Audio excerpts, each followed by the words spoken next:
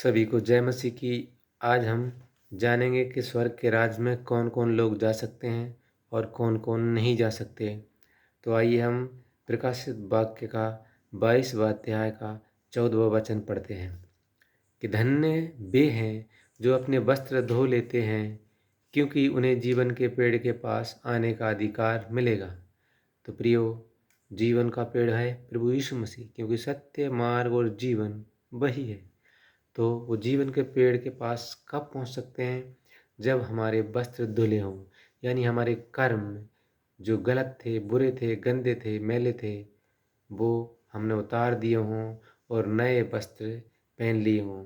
और उन वस्त्रों को, जो पुराने वस्त्र थे, उनको धोकर नया कर लिया हो, यानी उनका मैल, गंदगी, जो बुरी चीज़ें थीं उनमें, उन सब को निकाल दिया हो और नए बना लिए हों धोकर। अगर हमारे वस्त्र साफ रहेंगे तभी हम जीवन के पेड़ के पास पहुंच सकते हैं, अन्यथा नहीं जा सकते।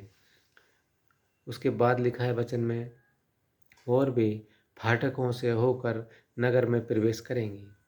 जब हमारे वस्त्र धुले होंगे, यानी हमारे कर्म शुद्ध होंगे, साफ होंगे और हम जीवन के पेड़ के पास होंगे, तभी हम फाटकों से होकर यानी कि परमेश्वर की जो राज्य है, स्वर्ग का राज्य है, उसमें हम प्रवेश तभी कर सकेंगे। एक तो हमारे वस्त्र धुले हों, यानी हमारे कर्म शुद्ध और पवित्र हों, उनमें कोई कलंक ना हो, और दूसरा जीवन के पेड़ के हम पास हों, यानी यीशु मसीह के पास हों। तो बिना यीशु मसीह के हम स्वर्ग के राज्य में नहीं जा सकते। तो ये तो वो लोग हैं जो स्वर्ग के राज्य में जाएंगे। अब जो नहीं जाएंगे उनके बारे में 15वें वचन में लिखा हुआ है। लिखा है वचन में, पर कुत्ते और टोने और व्यभिचारी और हत्यारे और मूर्ति पूजक और हर एक झूठ का चाहने वाला और गढ़ने वाला बाहर रहेगा। तो मेरे प्रियो, यहाँ कुत्ते शब्द इस्तेमाल किया गया है। कुत्ते का उदाहरण इसलिए दिया गया है, इंसानों का नाम ना लेकर कुत्ते को इसलिए दिया गया है क्योंकि आपने देखा होगा कि कुत्ते अपनी ही उल्टी करने के बाद उसी उल्टी को दोबारा खाने लगते हैं। इसका मतलब है कि कुछ लोग ऐसे होते हैं जो पुरानी ज़िंदगी से तो निकल आते हैं, पर कुछ समय प्रभु में रहते हैं, उसके बाद उन्हें यहाँ पे अच्छा नहीं लगता और फिर से वो उसी पुराने रीति रिवाज में, पुराने चाल चलन में चले जाते हैं। इसलिए ये कुत्ता शब्द उन्हीं लोगों के लिए इस्तेमाल किया गया है। और टोहने, टोहने यानी जादू टोना करने वाले लोग, और व्यभिचारी, जो व्यभिचार करते हैं, गलत काम करते हैं, सोचते हैं किसी के बारे में उल्टा सीधा, वो लोग व्यभिचार करने वाले और हत्यारे, जो हत्या करने वाले हैं, पापी लोग हैं, और मूर्ति पूजक, जो मूर्तियों की पूजा करते हैं, और हर एक झूठ का चाहने वाला। मेरे प्रियो, ये बहुत बड़ी बात है यहाँ पे कि कुत्ते, टोहने और व्यभिचारी, हत्यारे और मूर्ति पूजक तो ठीक है, पर यहाँ पे हर एक झूठ का चाहने वाला भी स्वर्ग के राज में नहीं जा पाएगा, और झूठ का गढ़ने वाला भी स्वर्ग के राज से बाहर रहेगा।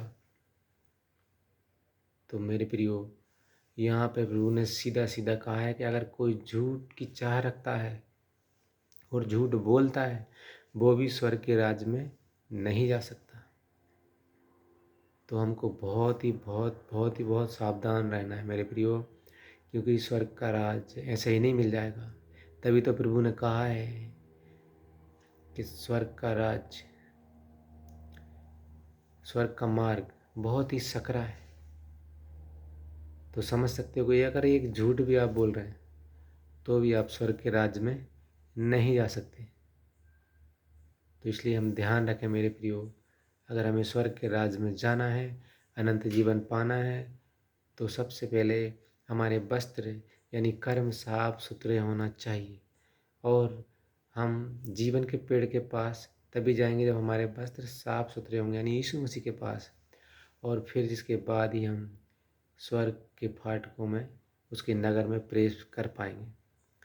तो मेरे प्रियो, ये आप ध्यान रखें, कहीं आप पुरानी ज़िंदगी में वापस तो नहीं लौट गए।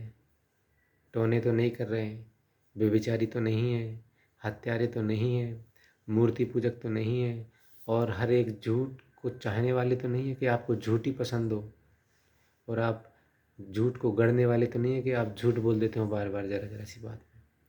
तो ध्यान रखें मेरे प्रियो, स्वर्ग जाने के लिए ये शर्तें बहुत ज़रूरी हैं। तो प्रभु सबको आशीषित करे, और प्रभु वो आप सबको बढ़ाए और आपको ऊंचा लेके जाए। प्रभु जय मसीह की।